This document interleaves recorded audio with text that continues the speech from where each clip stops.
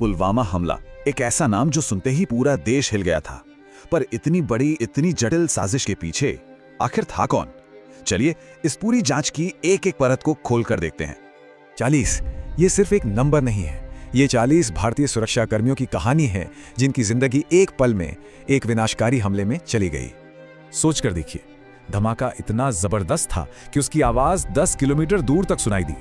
मौके पर सिर्फ तबाही थी और सबूत के नाम पर लगभग कुछ भी नहीं बचा था।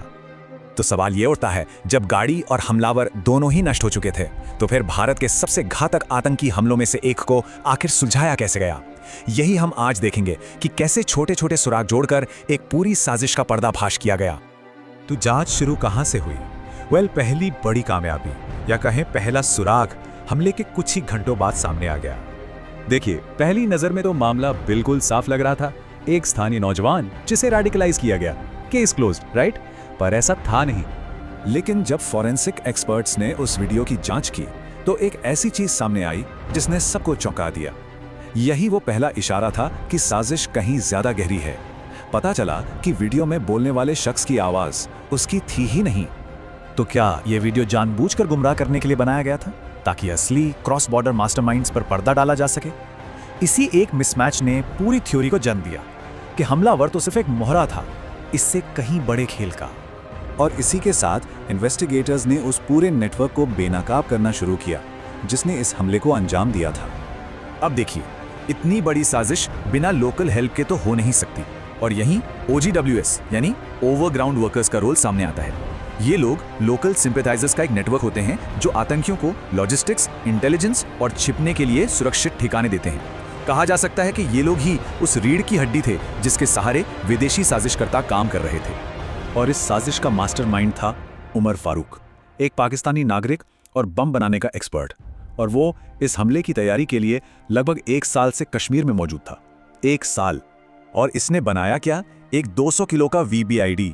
इसको बनाने का तरीका देखिए। मिलिट्री ग्रेड RDX बॉर्डर पार से स्मगल किया गया, लोकल खदानों से जिलेटिन स्टिक्स खरीदी गईं, फिर उसमें अमोनियम नाइट्रेट और एल्यूमिनियम पाउडर मिलाया गया और इस पूरे एक्सप्लोसिव मिक्स को एक मारुति इको कार के अंदर 2 कंटेनर्स में लोड कर दिया गया। मतलब विदेशी और स्थानीय संसाधनों का एक बेहद खतरनाक कॉकटेल। लेकिन इतना शातिर मास्टरमाइंड आखिर पकड़ा कैसे गया? इसकी चाबी किसी फोरेंसिक रिपोर्ट में नहीं, बल्कि उसके अपने घमंड, उसकी एक गलती में छिपी थी। हुआ यह था कि हमले से महीनों पहले उमर फारूक ने एक लोकल पुलिस ऑफिसर को व्हाट्सएप पर एक धमकी भरा मैसेज भेजा था।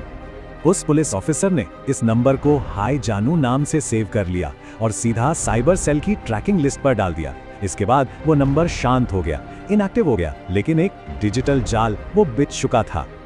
और फिर हमले के हफ्तों बाद 27 मार्च 2019 को उमर फारूक ने वो गलती कर दी जिसका इंतजार था। शायद उसे लगा कि अब सब ठीक है, वो सेफ है।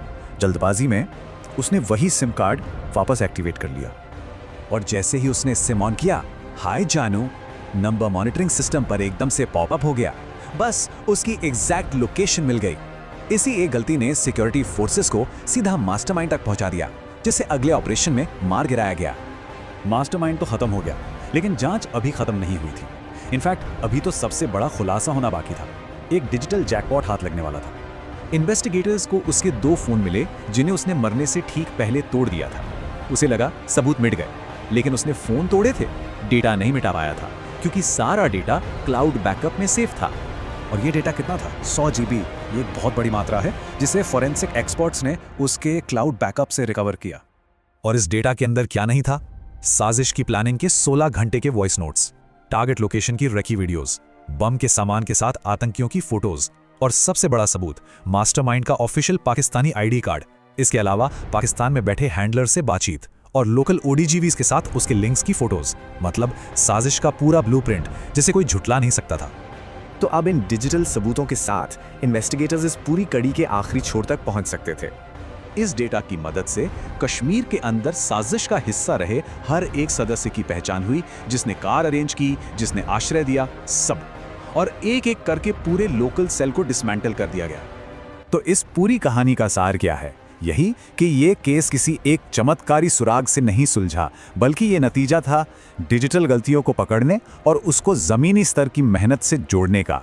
ये फॉरेंसिक साइंस, डिजिटल ट्रैकिंग और ओल्ड स्कूल डिटेक्टिव वर्क का एक परफेक्ट कॉम्बिनेशन था। और इस पूरी जांच की विशालता का अंदाजा इस एक नंबर से लगाया जा सकता है, 13,800। ये इस मामले में दायर की गई चार्जशीट के पन्नों की संख्या है। एक ऐसी जांच का सबूत जिसने एक बहुत बड़ी और गहरी साजिश को दुनिया के सामने लाकर रख दिया।